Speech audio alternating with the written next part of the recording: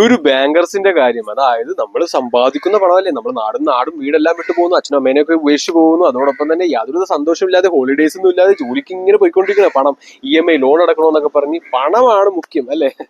എന്നാൽ ഈ പണം അവരുടെ കയ്യിൽ ഇങ്ങനെ വെച്ചേക്കണേ, അപ്പൊ പണക്കാർക്ക് ഇങ്ങനെ ഇട്ടിട്ടോട് പോകും, പക്ഷെ ആ പണം തന്നെ അവർ കൊണ്ടുപോകും, പാവപ്പെട്ടവർക്ക് ഇങ്ങനെ അലച്ചോണ്ടിരിക്കും. ഓക്കെ, അതായത് ഒരു ചരടിൽ ഇങ്ങനെ ഇട്ടാക്കട്ട പോലെ.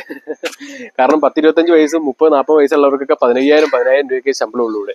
അപ്പൊ ഇന്ന് ചോദിക്കാനും പറയാനൊന്നും ആരുമില്ല. കാരണം അവര് സ്വന്തം കീശ അല്ലെ വീർപ്പിക്കണമെന്ന് പറഞ്ഞിട്ട് ബിസിനസ് ആൾക്കാരും സ്വന്തം പണം സമ്പാദിച്ചുകൊണ്ടിരിക്കുന്നു. പൊളിറ്റീഷ്യൻസ് അങ്ങനെ, ഡോക്ടർമാര് അവര് തരുന്ന നക്കാപ്പിച്ച കമ്മീഷന് വേണ്ടിയിട്ട് അവരും മനുഷ്യരെ കൊല്ലുന്നു. അപ്പോ ഇത് തന്നെയാണ് അവർക്ക് വേണ്ടത്. ഓക്കെ, അമേരിക്ക എന്ന് പറഞ്ഞ ആ ഒരു രാജ്യം അവർ ഇങ്ങനെ അല്ലേ പണം ഇട്ടിട്ട് പീനൽ ഗ്ലാൻഡ് നശിപ്പിച്ചു. നമുക്ക് ക്ലോറിൻ ഫ്ലോറൈഡ് അടങ്ങിയ വെള്ളം, ജെനറ്റിക്കലി ഫോം ആയ വെജിറ്റബിൾസ്, മൈക്രോ പ്ലാസ്റ്റിക് അടങ്ങിയ ഫുഡ് അല്ലെ. ഒരു ഗർഭസ്ഥ ശിശുവിന്റെ പ്ലസന്റയിൽ പോലും, അതായത് ബ്ലഡ് സ്ട്രീമിൽ പോലും, തലച്ചോറിൽ പോലും ഇപ്പൊ നിറച്ചും പ്ലാസ്റ്റിക് ആയി. അപ്പൊ ഇതൊന്നും ആർക്കും അറിയില്ല. അതോടൊപ്പം ഫോൺ തന്നിട്ട് നമുക്ക് നമ്മുടെ എല്ലാവിധ അല്ലെ, കുഞ്ഞുങ്ങൾക്കെല്ലാം ക്ലാസ് വരുന്നു, അവരുടെ കണ്ണ് പോകുന്നു, അവരുടെ ശരീരം നശിക്കുന്നു. ഇതെല്ലാം ചെയ്ത് കഴിയുമ്പോൾ ഇനി വളരെ ലൈറ്റായിട്ട് ഞാൻ പറഞ്ഞുതരാം ബാങ്ക് അറസ്റ്റ് അവരെങ്ങനെ എക്സിക്യൂട്ട് ചെയ്യുന്നു. ഓക്കെ, ഇപ്പോ നിങ്ങളുടെ കയ്യിലുള്ള ഒരു 10 ലക്ഷം രൂപ അല്ലെങ്കിൽ 100 കോടി രൂപ, 500 കോടി രൂപ, ഇതെല്ലാം ഉള്ളത് ബാങ്കിലാണ് അല്ലെ.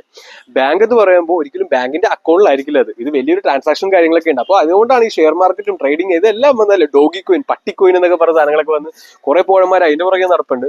കാരണം എന്റെ ഒരു കൂട്ടുകാരൻ കഴിഞ്ഞ ശ്രമിച്ചു അല്ലേ, എടാ ഇതെല്ലാം പ്രശ്നമൊക്കെ സോൾവ് ആണ്, ഡോഗി കോയിൻ ഉണ്ടല്ലോ.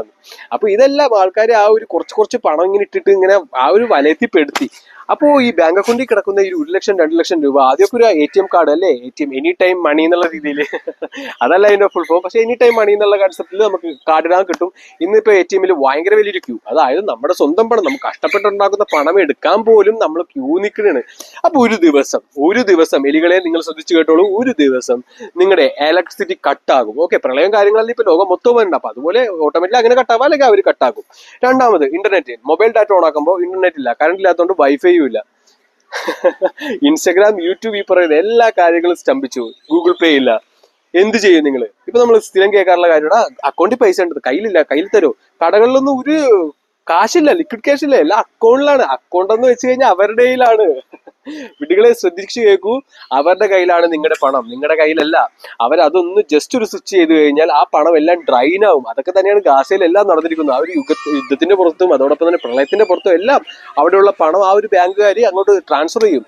ബാങ്കിലെ മാനേജർ ഉൾപ്പെടെ ഇതിന് ഭാഗമാണ്, ഗവൺമെന്റും ഇതിന് ഭാഗമാണ്. അങ്ങനെ കുറച്ച് ആൾക്കാർക്ക് മാത്രമേ ഇത് അറിയാൻ പാടില്ലാത്തേ ഉള്ളൂ. ബാക്കി നിങ്ങൾ സാധാരണപ്പെട്ട ആൾക്കാരെ നിങ്ങളുടെ പണം എല്ലാം പോകും ഉടനെ. ജസ്റ്റ് ഒന്ന് ചിന്തിച്ചു നോക്കിയാൽ മതി. ഗൂഗിൾ പേ അല്ലെങ്കിൽ ഗൂഗിൾ എന്ന് പറയുന്നത് അവരുടെയാണ്. അവര് ജസ്റ്റ് അവർക്കൊരു സ്വിച്ച് കിട്ടി കഴിഞ്ഞാൽ അവരുടെ പണം കൊണ്ടുപോയി. ഇന്നലെ 400 രൂപ എന്റെ കൊണ്ടുപോയ പോലെ ഇഷ്ടമാതിരി പണം നിങ്ങൾ ഉണ്ടാക്കി, അവരുണ്ടാക്കിച്ചു, അത് അവര് തന്നെ കൊണ്ടുപോകും. ഓക്കെ.